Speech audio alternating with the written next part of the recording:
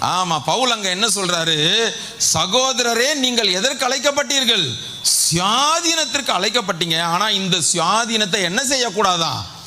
மாம்சத்துக்கு ஏதுவாக அனுசரிக்க கூடாது. அப்ப சுயாதீனம் நியாயப்பிரமாணத்தில் ஆண்டவர் எனக்கு விடுதலை கொடுத்துட்டாரு அப்படின்றதுனால நான் என் இஷ்டப்படி என் மாம்சமும் மனசும் விரும்பினதை என்ன செய்ய முடியாது. அதுக்காக சுயாதீனம் கிடையாதுப்பா.